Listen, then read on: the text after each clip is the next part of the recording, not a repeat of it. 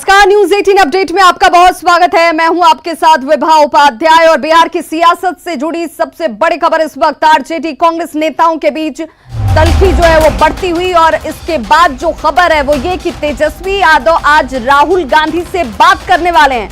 RJD Congress के अलावा CPI, CPI-M, NCP और जेएमएम के साथ विधानसभा चुनाव लड़ना चाहती है। आरजेडी ने सीपीआई-एमएल को 15, सीपीआई और सीपीएम को 10, जेएमएम को 2 सीटें साझा करने का प्रस्ताव रखा है। बिहार का प्रदेश कांग्रेस नेतृत्व 70 से 80 सीटों की डिमांड कर रहा है। कांग्रेस की इस डिमांड की वजह से आरजेडी के नेतृत्व वाले गठबंधन का पेच फंसा हुआ है। आरजेडी कम से कम 150 सीटों पर अपने उम्मीदवार को उतारने की तैयारी कर चुकी है और ऐसे में ये पेंच अब इस वक्त महागठबंधन के सहयोगी दलों के लिए बेहद भारी पड़ता हुआ। और हमारे साथ इस वक्त Bihar bureau chief Diwakar Tiwari phone line पर जुड़ चुके हैं। दिवाकर, क्या ये माना जाए कि राहुल गांधी से बात के बाद ये समस्या या यूं कहें कि महागठबंधन की जो भीतर की इस वक्त कसमसाहट है वो दूर हो जाएगी, क्योंकि इससे पहले भी ये तमाम चीजें बातचीत में रही होंगी?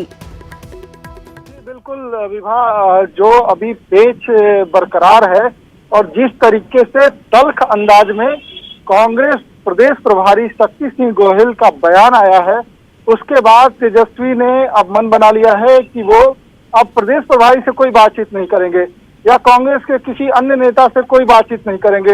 अब वो सीधे राहुल गांधी से बातचीत करेंगे और आज तेजस्वी राहुल गांधी से बातचीत करेंगे। और सवाल तो यही है ना कि जो शक्ति सिंह गोहिल कह रहे हैं, क्या वो राहुल गांधी की बात को नहीं कह रहे हैं? क्या उनकी बिना अनुमति के नहीं कह रहे हैं, बिना सहमति के नहीं कह रहे हैं? जी, इन्हीं सारी चीजों को साफ करने के लिए तेजस्वी चाहते हैं कि कांग्रेस आलाकमान सीधे सीधे बात करे। अगर कोई बात है, अगर सीटों को लेकर, सीटों के पसंद की सीटों को लेकर है, तो शक्ति सिंह गोहिल अगर बयान देते हैं और जिस गठबंधन के नेता के साथ वो चुनाव में उतरना चाहते हैं, यानी कि आरजेडी के नेतृत्व में उतरना चाहते हैं और तेजस्वी यादव जब चेहरे हैं उनके चेहरे पर उतरना चाहते हैं और तेजस्वी यादव के नेतृत्व पर सवाल खड़ा करके, आरजेडी के नेतृत्व पर सवाल खड़ा करके आखिरकार ये किस तरफ जा रहा है गठबंधन, तो तेजस्वी को ये सारी बातें नागवार गुजरी है, इसलिए वो आखिरी दौर में बातचीत करना चाहते हैं राहुल गांधी। ऐसे भी देख लें कि राहुल गांधी ही कह दें कि हाँ, आपकी जो शर्तें हैं, आपके जो टर्म्स कंडीशन है, आपका जो फॉर्मूला है वो कांग्रेस को स्वीकार है या नहीं है, ये सब कुछ आपसे ही सुलझ जाए, आप तक ही सब चीजें आ जाएं। देखिए, जब लोकसभा चुनाव में यही स्थिति थी कमोबेश, और जब सीटों के चयन को लेकर, सीटों पसंद की सीटों को लेकर बातचीत फंसी, तो तेजस्वी सीधे दिल्ली पहुंचे थे और राहुल गांधी से बातचीत हुई थी। राहुल गांधी ने केसी वेणुगोपाल को, जो संगठन का काम देखते हैं, उनको लगाया था और फिर बातचीत आखिरी दौर में सब कुछ फाइनल हुई और फिर उसके बाद गठबंधन के साथ चुनाव लड़े। लेकिन तल्खियां बरकरार थी।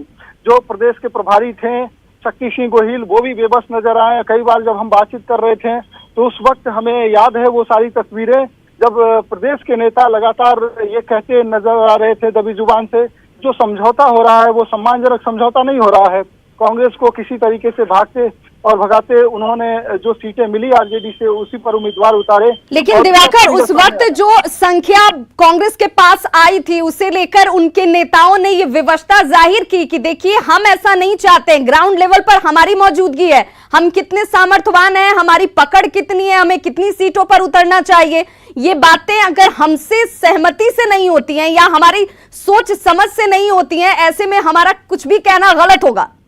देखिए, राहुल गांधी से बातचीत तेजस्वी करना चाहते हैं, लेकिन कांग्रेस के नेता जो प्रदेश में सक्रिय हैं, जो स्क्रीनिंग कमेटी बनाई गई है, जो प्रदेश प्रभारी हैं, उनके साथ जो सचिव लगाए गए हैं, उन्होंने जो मंथन किया है, उन्होंने ये आकलन किया है कि लालू प्रसाद की मौजूदगी नहीं है और कांग्रेस की स्थिति और आरजेडी की स्थिति में कोई फर्क नहीं है ज्यादा, और वो ये मान के चल रहे हैं कि आरजेडी की भी स्थिति वही है, पहले से कमजोर हुई है।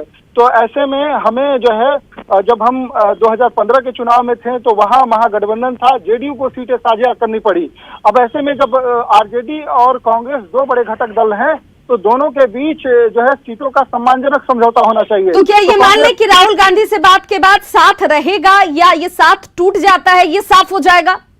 जी, इसको अल्टीमेटम के तौर पे ही देखा जाना चाहिए कि तेजस्वी अब आखिरी बातचीत करना चाहते हैं और आखिरी बातचीत के बाद असमंजस तो यही है दिवाकर कि सभी एक दूसरे को अल्टीमेटम ही दे रहे हैं। शक्ति सिंह गोहिल ये कहते हैं कि देखिए, आप हठ धर्मिता छोड़िए, आप में तजुर्बा नहीं है, आप में एक्सपीरियंस नहीं है, इस बात की खामी को या कमी को भी स्वीकार आप कीजिए और हमारी शर्तों के साथ या हम जो टर्म्स कंडीशन रख रहे हैं उसके साथ आप आकर बात कीजिए। दूसरी तरफ आरजेडी भी यही कहती है कि हठ धर्मिता आपकी तरफ से की जा रही है, अगर आप छेड़ेंगे तो हम छोड़ेंगे नहीं। ऐसे में क्या आपको लगता है कि राहुल गांधी अपनी पार्टी के चयनित लोगों की या यूं कहें कि प्रदेश अध्यक्ष की तरफ से जो चीजें रखी गई उन लोगों की बातों को दरकिनार करेंगे?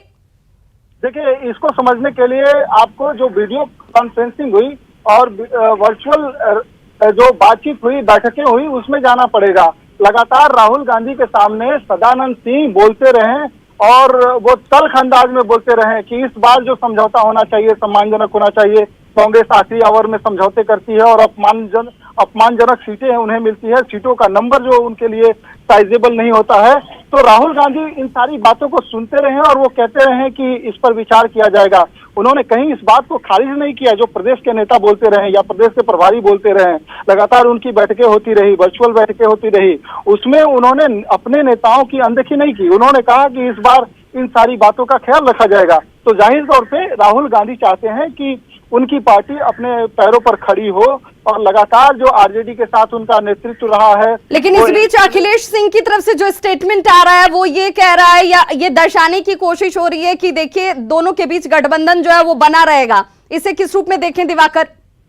देखिए, जब राजनीतिक दल बात करते रहते हैं तो इस तरह के डैमेज कंट्रोल के लिए एक दो नेता बाहर आकर इस तरह की बातें करते हैं, लेकिन आपको इस बात की गंभीरता को देखनी चाहिए कि प्रदेश प्रभारी जो ऑथराइज हैं कि आप जाकर बात कीजिए, सीटों के तालमेल पर बात कीजिए, सीटों के सिलेक्शन पे बात कीजिए, कौन सी पसंद की। चलिए दिवाकर, देखना होगा आज अगर ये आखिरी विकल्प भी है या आखिरी कोशिश भी है तो राहुल गांधी की तरफ से क्या कुछ कहा जाता है। क्या कांग्रेस झुकती है या आरजेडी को ही झुकना पड़ता है या फिर राहें अलग हो जाती है? इन तमाम चीजों के लिए आज शाम तक का इंतजार करना होगा। इस बड़ी खबर पर आप भी नजर बनाए रखिए। फिलहाल तमाम जानकारी के लिए बहुत बहुत शुक्रिया। लगता है महागठबंधन में आरजेडी और कांग्रेस की लड़ाई अब अंतिम दौर में पहुंच चुकी है। कांग्रेस के बिहार प्रभारी शक्ति सिंह गोहिल के तेजस्वी पर दिए गए बयान पर आरजेडी ने उन्हें चेतावनी दी है और यह कहा है कि कांग्रेस को हठ धर्मिता छोड़कर एनडीए सरकार को हराने में अपनी शक्ति लगानी चाहिए। अगर कांग्रेस तेजस्वी को छेड़ेगी तो आरजेडी छोड़ेगा नहीं। कांग्रेस पार्टी को हठ धर्मिता छोड़नी चाहिए। बिहार कांग्रेस के प्रभारी है आदरणीय श्री शक्ति सिंह गोहिल जी, उनको शक्ति लगाना चाहिए बिहार की जन विरोधी एनडीए सरकार को हराने में। तो वो शक्ति लगा रहे हैं तेजस्वी यादव जी के ऊपर सवाल खड़े करने में। शक्ति सिंह गोहिल जी को बिहार की वस्तु स्थिति पता नहीं है। बिहार की 12 करोड़ जनता तेजस्वी यादव जी के नाव पर सवार है और इस नाव में जो छेद करेगा उसे जनता इस चुनाव में डुबा देगी। जो लड़ाई है उस लड़ाई को कमजोर ना करें। और कांग्रेस पार्टी अगर हमारे नेता विरोधी दल श्री तेजस्वी यादव जी जो मुख्यमंत्री का चेहरा है अगर उस पर आंख तरेगी तो राष्ट्रीय जनता दल को अगर आपने छेड़ा तो फिर हम भी नहीं छोड़ेंगे। आइए अब आपको बिहार कांग्रेस प्रभारी शक्ति सिंह गोहिल का वो बयान सुनवाते हैं जिसमें उन्होंने ये साफ साफ शब्दों में कह दिया कि कांग्रेस हर परिस्थिति के लिए अपनी तरफ से पूरी तैयार है। मतलब तेजस्वी अगर कांग्रेस को सम्मानजनक सीटें नहीं देते हैं तो पार्टी अपने दमखम पर चुनावी मैदान में जा सकती है। लालू जी बड़े ही सुलझे हुए, बिल्कुल पॉलिटिक्स को बिल्कुल समझे हुए इंसान थे। उन्होंने देखा कि 2009 और 2009 एंड 2010 कांग्रेस के साथ गठबंधन तोड़ने पे बहुत बड़ा नुकसान सेक्युलर पार्टी को हुआ, आरजेडी को भी हुआ, कांग्रेस को भी हुआ। तो 2015 में लालू जी ने अपनी सूझबूझ से तुरंत गठबंधन कर लिया, 3 पार्टी का महागठबंधन बना लिया। बदकिस्मती से लालू जी आज जेल में हैं। गलत तरीके से उनको बहुत परेशान किया गया और बेल भी उनका नहीं होने दिया। जिस केस में बेल मिल ही सकता है वहाँ भी नहीं मिलने दिया। तेजस्वी भाई युवा चेहरा है। मेरे मानने में कहीं ना कहीं हमारे जैसे बिन अनुभवी लोग होते हैं, उनमें कहीं थोड़ा बहुत कोई गुमराह भी कर सकते हैं। डिले बहुत हुआ है। अब ये आरजेडी के पाले में है कि जल्द से जल्द जो बातें हुई हैं उसमें इधर उधर नहीं हो और तुरंत हो, ये मांग करते हैं। तेजस्वी यादव को लेकर बिहार कांग्रेस प्रभारी शक्ति सिंह गोहिल के बयान पर बीजेपी ने चुटकी ली है। 135 साल पुरानी पार्टी है और पिछले 30 सालों में आरजेडी के पीठ पर बैठकर राजनीति करने वाली कांग्रेस को आज ज्ञान चक्षु खुला है कि तेजस्वी यादव से नहीं हो सकता है। और निश्चित तौर पर तेजस्वी यादव के बूते की बात नहीं है कि महागठबंधन का नेतृत्व करें। जीतन राम मांझी, उपेंद्र कुशवाहा, जिस तरीके से कांग्रेस ने तेजस्वी यादव के नेतृत्व को खारिज कर दिया है, तो देखें तो तेजस्वी यादव की पालकी महागठबंधन के नेताओं ने जमीन पर उतार कर रख दिया है। और चलिए अब बात कर लेते हैं एनडीए की। जी हां, एनडीए में बीजेपी, जेडीयू और एलजेपी के बीच सीट बंटवारे में नंबर का मामला सुलझता दिख रहा है। सूत्रों की जो खबर है उसके मुताबिक अब पेंच पसंद की सीटों पर जाकर अटकी हुई है। जेडीयू ने बीजेपी और एलजेपी की पारंपरिक सीटों पर अपना दावा ठोककर बीजेपी की मुश्किलों को बढ़ा दिया है।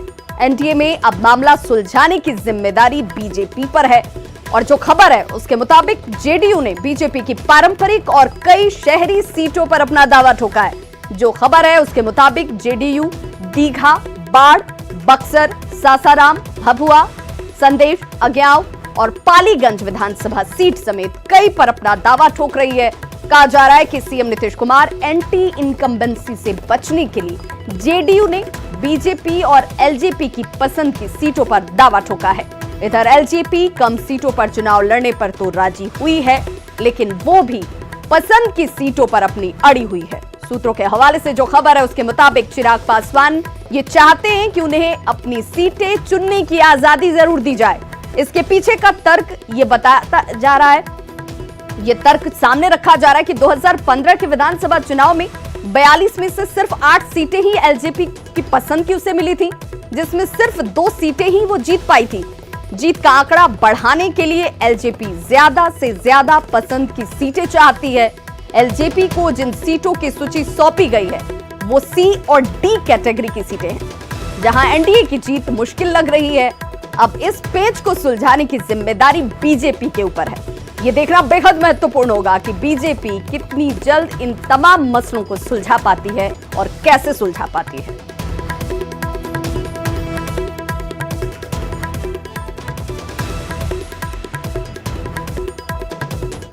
और इधर जेडीयू की तरफ से यह दावा किया जा रहा है कि एनडीए में सीट शेयरिंग की तस्वीर बहुत जल्द साफ हो जाएगी। मुझे लगता है राष्ट्रीय जनतांत्रिक गठबंधन और बिहार के लोकप्रिय मुख्यमंत्री नीतीश कुमार जी की सरपरस्ती में, उनकी अगुवाई में, उनके नेतृत्व में एनडीए को जो मनोवैज्ञानिक बढ़त है उसमें जैसे ही सीटों का ऐलान होगा, उम्मीदवार जब क्षेत्र में बने हुए हैं, अपना काम कर रहे हैं, पार्टी लगातार जनता के बीच है, तो फिर ये विलंब का कोई सवाल बहुत ज़्यादा मुश्किलें खड़ा करने वाला नहीं है। बुधवार की रात पटना के गांधी मैदान से बरामद 75 लाख रुपए मामले की जांच लगातार जारी है और इस मामले में आरजेडी नेता संजय कुमार का नाम सामने आ रहा है। नाम सामने आने के बाद आरजेडी नेता संजय कुमार सासाराम स्थित अपने घर पर ताला जड़कर फरार हो गए।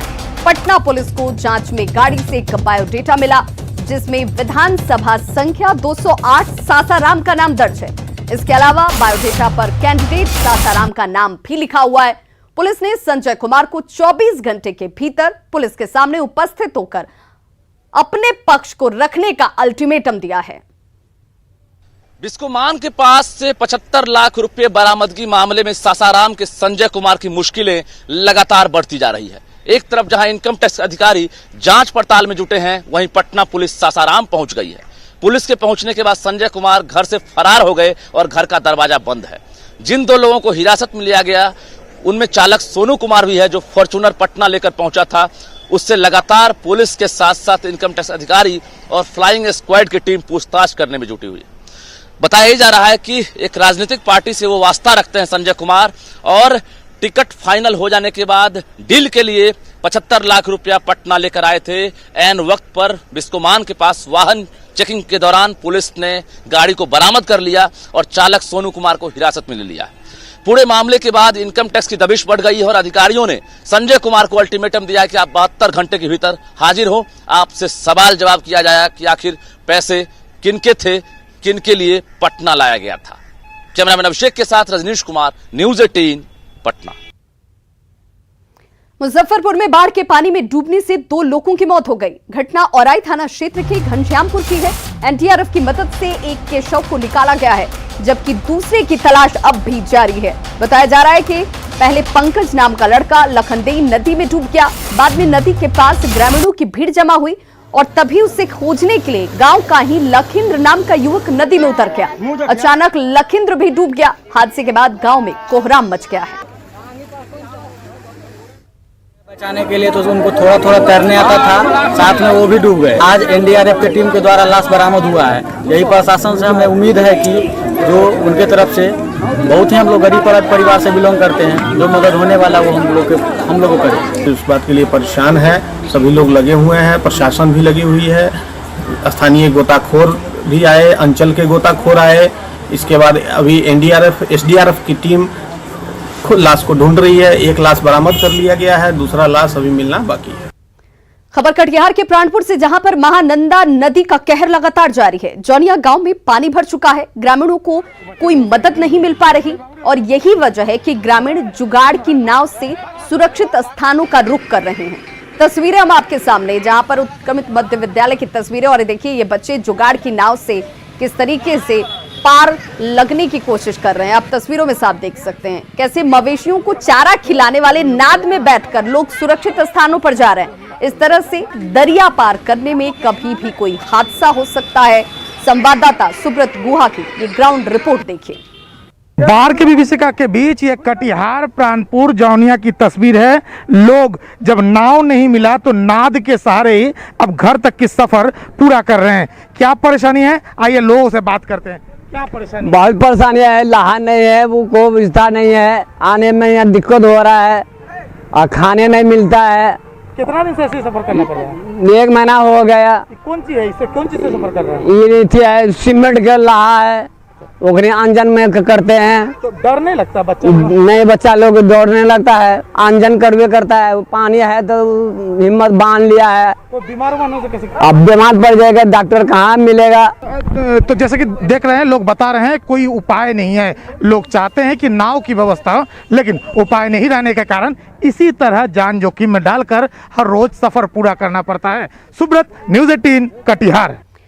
गोपालगंज में दूसरी बार बाढ़ का खतरा मंडराया है। करीब 150 गांव फिर से पानी में डूब गए हैं। सबसे ज्यादा तबाही बैकुंठपुर प्रखंड के फैजुल्लाहपुर, हमीदपुर, जगदीशपुर, गम्हारी पंचायत में हुई है। दोबारा तटबंध टूटने से लोगों को खाने पीने के लाले पड़ गए हैं।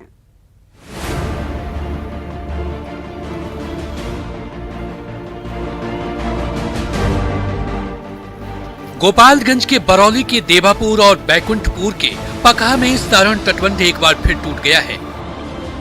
जुलाई से सितंबर के बीच लगातार दूसरी बार तटबंध टूटने से जिले के कई इलाकों में फिर से पानी भर गया है।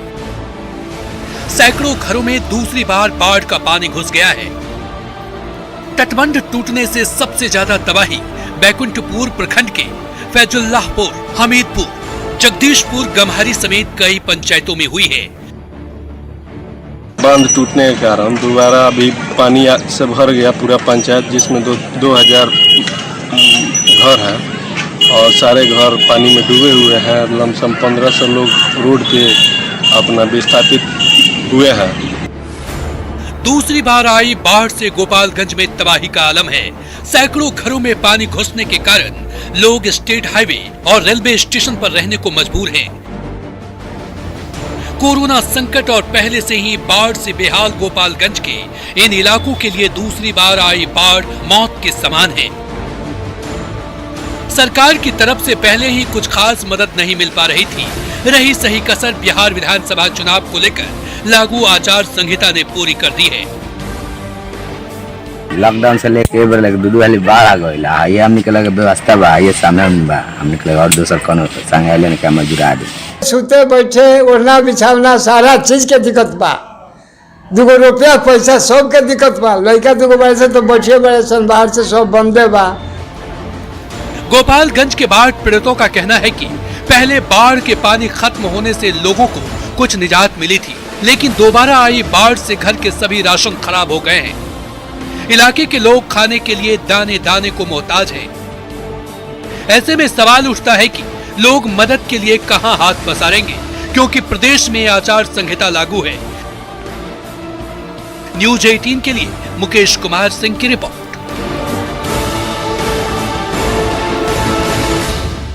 झारखंड के जमशेदपुर पूर्वी से विधायक और वरिष्ठ नेता सरयू राय ने बिहार में बीजेपी के नेतृत्व पर सवाल उठाया है।